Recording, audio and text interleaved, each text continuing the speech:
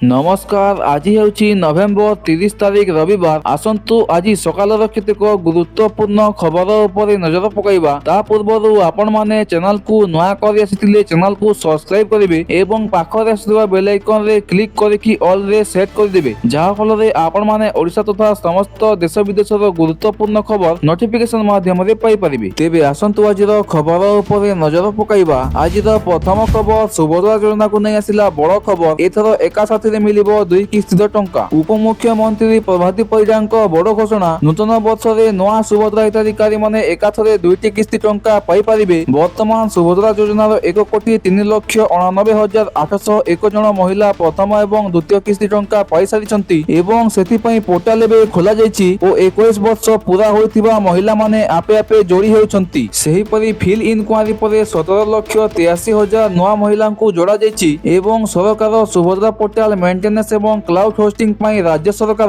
13 कोटी 8 लाख टंका खर्च करिछि। परवर्ती खबर प्रति पंचायत रे नियुक्ति हेबो पियन। राज्यर प्रत्येक पंचायत रे पियन नियुक्ति करबाकू सरकार घोषणा करिसंती। पंचायती राज और पानी जल विभाग पक्षरु एहार नियुक्ति प्रक्रिया आरंभ हेउछि। ओडिसा 30 जिल्ला 314 ब्लॉक रे मोट 6794 पंचायत रहिछि एवं प्रति पंचायत रे नवा ग्राम पंचायत पियन पदवी सृष्टि हेबो। सरकार एही पदवी पाई मासिक दरमा 13,160 टंका रखिचंती एवं कार्यदक्षता अनुसार एही दरमा बढ़िबो किंबा कमिबो ताहा संभव हेबो। सेही परि सरकार कहिचंती पंचायत स्तर रे पियन रहिले लोकमाने सरकारी सेवा समय रे पाई परिबे। एहा पाई समस्त जिल्लापाल एवं बीडीओ को चिठी दिया जायछि। एहा सह ग्राम पंचायत कार्यालय रे बायोमेट्रिक उपस्थापना बाध्यतामूलक हेबो बोली सरकार पुणी थरे स्पष्ट करिसंती। परवर्ती खबर डिसेंबर 1 रु खोलिबो नाही गुंडीचा मंदिर। गुंडीचा मंदिर 6 वर्ष परे मध्य खोलिबो नाही। मुख्य प्रशासक निर्देश दैछंती। डिसेंबर 1 रु मंदिर खोलिबा निष्पत्ति को स्थगित करा जायछि। मंदिर मरामती एवं परिसर सुरक्षा कार्य पई अधिक समय आवश्यक। पश्चिम पट बाहर पाचेरी रे सौंदर्यकरण काम शेष होईछि। भक्तंक प्रवेश पई टिकेट 10 टंका। 5 वर्ष रु कम और 80 वर्ष रु अधिक एवं दिव्यांगक पई प्रवेश निशुल्क। गुंडीचा मंदिर प्रतिदिन सकाल 6 रु संध्या 6टा पर्यंत खोलिबो। केवल शीत दिने संध्या 5टा पर्यंत खोला रहिबो। सेही परि श्रीमंदिर मुख्य प्रशासन एवं सेवकंक निर्देश अनुଯାयी महाप्रभुंक जन्मस्थान गुंडीचा मंदिर को दर्शन करबा पई भक्तंक उत्साह अपार। परवर्ती खबर प्रथम थर दिल्ली रे उड़िला हॉट एयर बेलून। दिल्ली रे प्रथम थर हॉट एयर बेलून राइड आरंभ होईछि। शीत छुट्टी पूर्वरु डीडीए देला दिल्लीवासी को मजार विशेष उपहार। जमुना कूल रे थिबा असिता पार्क रे सफल ट्रायल परे आजिठु एही सेवा साधारणक पई खोला जायछि। एही बेलून 120 फुट पर्यंत उड़िबो ओ ऊपर देखा जिवो जमुना रिवर फ्रंट बांसेरी पार्क सहरर अनेक प्रमुख स्थान, जहाकू नै दिल्ली लेफ्टिनेंट गवर्नर विनय सक्सेना कहिसंती एहा दिल्ली को विश्व स्तरीय मनोरंजन गंतव्य करिबारे गुरुत्वपूर्ण पदक्षेप। सेही परि प्रथम पर्याय रे राइड मिलिबो असितारु परे बांसेरी पार्क, जमुना स्पोर्ट्स कॉम्प्लेक्स ओ कॉमनवेल्थ विलेज रे बढ़िबो सेवा। सेही परि टिकेट मूल्य प्रति व्यक्तिक पई 3000 प्लस जीएसटी रहिछि। परवर्ती खबर चमकिबो डेब्रीगढ़। डेब्रीगढ़ पई सरकारक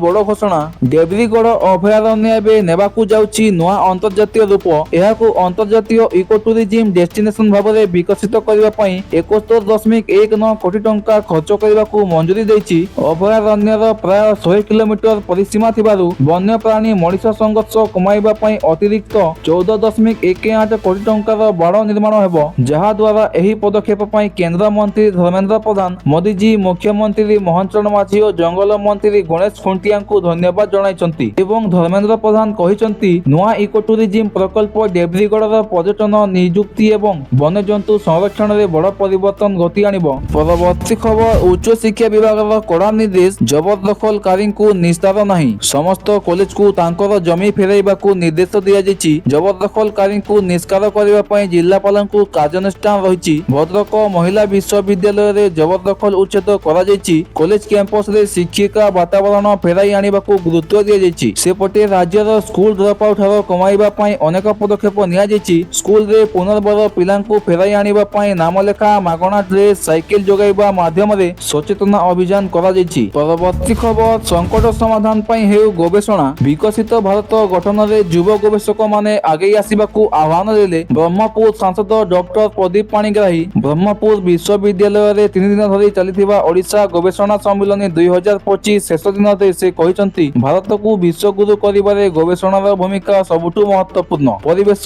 ଖାଦ୍ୟ ସୁରକ୍ଷା ଓ ଜୀବିକା ଭଳି ଜଟିଳ ସଙ୍କଟ ଦୂର କରିବାକୁ ଅଧିକ ଗବେଷଣା ଦରକାର ବୋଲି ସେ ଜଣାଇଛନ୍ତି। ଉତ୍ସବରେ ପଦ୍ମଶ୍ରୀ ଆଦିତ୍ୟ ପ୍ରସାଦ ଦାସ ସହିତ ବିଭିନ୍ନ ଜାତୀୟ ଶିକ୍ଷାନୁଷ୍ଠାନର ନିର୍ଦ୍ଦେଶକମାନେ ଯୋଗ ଦେଇଥିଲେ। ସେହିପରି ଶ୍ରେଷ୍ଠ ଯୁବ ଗବେଷକମାନଙ୍କୁ ମାନପତ୍ର ଦେଇ ସମ୍ମାନିତ କରାଯାଇଛି ଏବଂ ଏହି ସମ୍ମିଳନୀରେ ମୋଟ 657 ଜଣ ଗବେଷକ ଓ ଶିକ୍ଷାବିତ୍ ମାନେ ଯୋଗ ଦେଇଥିଲେ, ଯାହା ଏପର୍ଯ୍ୟନ୍ତର ସର୍ବାଧିକ ବୋଲି ମନାଯାଉଛି। ପରବର୍ତ୍ତୀ ଖବର ମାଡ଼ି ଆସୁଛି ବାତ୍ୟା ଡିଟୱା 14 ବିମାନ ବାତିଲ। ଶ୍ରୀଲଙ୍କାରେ ତାଣ୍ଡବ ରଚିବା ପରେ ଏବେ ସିଧା ଭାରତ ଆଡକୁ ଆସୁଛି। ପ୍ରଭାବ ପଡ଼ିବା ପୂର୍ବରୁ ତାମିଲନାଡୁ, ଆନ୍ଧ୍ରପ୍ରଦେଶ ଓ ପଡୁଚେରୀରେ ପବନ ଓ ବର୍ଷା ବେଗ ବଢିଯାଇଛି। ଚେନ୍ନାଇ ବିମାନ ବନ୍ଦରରେ 54ଟି ଫ୍ଲାଇଟ୍ ବାତିଲ କରାଯାଇଛି। ଯାତ୍ରୀମାନଙ୍କୁ ଅନାବଶ୍ୟକ ଭିଡ଼ ନ କରିବାକୁ ଅନୁରୋଧ କରାଯାଇଛି। ତୀବ୍ର ବାତ୍ୟା ଆଶଙ୍କା ଦେଖି ପଡୁଚେରୀ, କରିକାଲ, ମାହେ, ୟାନମ୍ ସହିତ ତାମିଲନାଡୁର ଅନେକ ଜିଲ୍ଲାରେ ସ୍କୁଲ କଲେଜ ସୋମବାର ପର୍ଯ୍ୟନ୍ତ ବନ୍ଦ ରହିବାକୁ ନିର୍ଦ୍ଦେଶ ଦିଆଯାଇଛି ଏବଂ ସମସ୍ତ ପରୀକ୍ଷାକୁ ସ୍ଥଗିତ କରାଯାଇଛି। ସେହିପରି ଶ୍ରୀଲଙ୍କାରେ ଏହି ବାତ୍ୟାରେ 123 ଜଣ ମୃତ୍ୟୁବରଣ କରିଥିବା ବେଳେ ଶତାଧିକ ଲୋକ ନିଖୋଜ ଅଛନ୍ତି